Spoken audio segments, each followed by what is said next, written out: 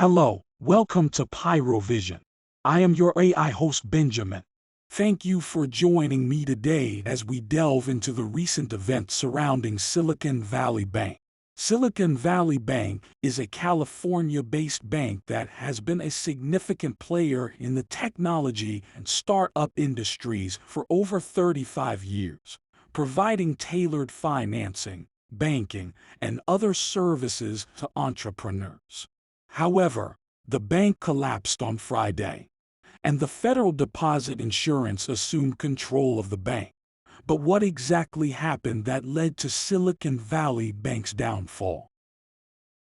Well, like any other bank, Silicon Valley Bank accepts deposits from the public and lends out the money to customers as loans under a fractional reserve system of banking.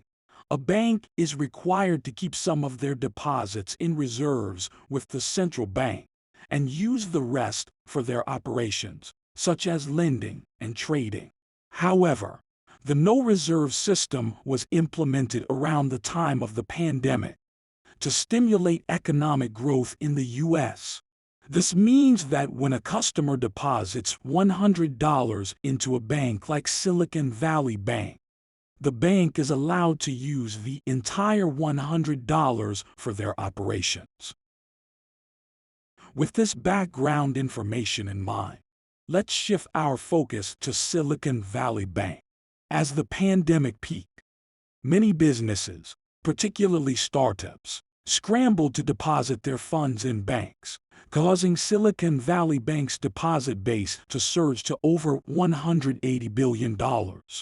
In 2021, Silicon Valley Bank's deposits skyrocketed by 86%, hitting $189 billion, largely fueled by the thriving tech industry. At its highest point, the bank's deposit base reached a staggering $198 billion. Back then, interest rates were low, with T-bills offering an annual interest rate of 0.25%. The bank had invested the $100 billion in T-bills. They could have earned $25 million annually. Silicon Valley Bank then chose to invest around $100 billion in mortgage-backed securities or bonds, which paid interest of 1.5%, offering 3 times better interest rates than Treasury bills at 0.25%. Now the Federal Reserve raised interest rates to 4.65%. The value of MBS plummeted, causing the bank to lose $1.8 billion. At the same time, as the Fed began raising rates to control inflation, tech stocks fell, causing startups to withdraw deposits from Silicon Valley Bank faster than expected. The bank had the option of holding the MBS until maturity or selling them at a loss. They chose to sell them and incur the $1.8 billion loss. Even if those MBS or bonds have not been sold yet, they need to be marked to market based on the current market value.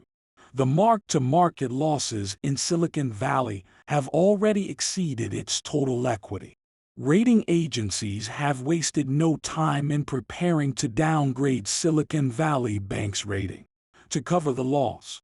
Following Goldman Sachs' advice, the bank announced plans to raise $2.25 billion in capital from their shareholders. This idea is problematic. Data disclosed during a financing roadshow indicated that Silicon Valley's clients were withdrawing money on a large scale, leading to a significant loss of deposits. If it weren't for the roadshow disclosure, the market would not have known the details. Now, the market believes that Silicon Valley is on the verge of bankruptcy, accelerating the run on the bank. Additionally, recent liquidity risk events such as Blackstone and Silvergate could have contributed to a general sense of unease among investors. Venture capitalists started advising their startups to withdraw their deposits from Silicon Valley Bank, adding to fears of a bank run. This caused the bank to fail to meet its withdrawal obligations and ultimately led to the seizure of the bank by regulators. According to the Financial Protection and Innovation Department of the California banking regulator, Silicon Valley Bank had a cash balance of negative $958 million as of March 9 and was ordered to cease operations. The regulator stated, although the bank was in sound financial condition before March 9, 2023, the response from investors and depositors was to withdraw $42 billion from the bank, resulting in a run on the bank. This is one of the largest banks runs in the United States in over a decade.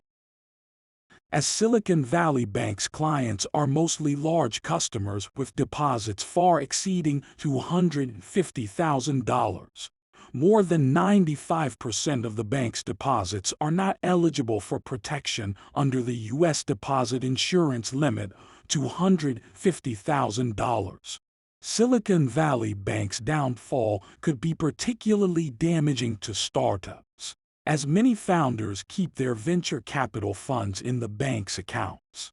In fact, there are some companies that had a significant amount of money at the bank and are now struggling to make payroll on next Monday. The fear of a bank run can become a self-fulfilling prophecy, leading to a domino effect of withdrawals based on fear rather than actual financial instability. The Silicon Valley Bank's bankruptcy has triggered a huge shockwave in the U.S. banking sector. There are bound to be many other regional banks using similar means for cash management. Today, with short-term yields on U.S. Treasury bonds soaring, they are facing the same risks. Some other banks judged to have committed to potentially difficult businesses were then also hit hardest by investors. Shares of PacWest Bancorp and First Republic Bank have shed 54% and 29%, respectively, in the past 2 days. Overnight, Bank of America and Wells Fargo both plummeted more than 6%. J. Morgan Chase fell more than 5%. And Citigroup fell 4%. The market value of the 4 major banks evaporated by $52.4 billion overnight. The latest news on the morning of March 11 indicates that the Bank of England intends to include Silicon Valley Bank UK in the bank bankruptcy proceedings. Besides, the Fed maybe will sense that the interest rate the economy and financial markets can withstand during this rate hike cycle is approaching the ceiling. Is it a new Lehman moment? At this point, it does not seem to have reached that level yet, and the U.S. government is currently monitoring and evaluating the situation. However, we must keep in mind that the capital market is driven by confidence, and once shaken, it can lead to a rapid chain reaction and result in significant disruption.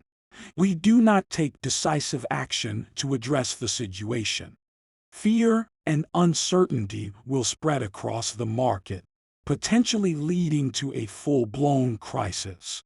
Bill Ackman, CEO of Pershing Square, suggests that the Federal Deposit Insurance Corporation should provide a guarantee for all bank deposits before the Asian markets open on Sunday evening and hit the pause button.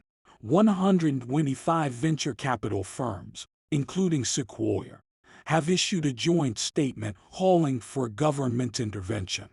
Let's continue to monitor the progress of various regulatory matters and closely follow relevant news and changes. Thank you for watching, and stay tuned for the update of PyroVision coming your way.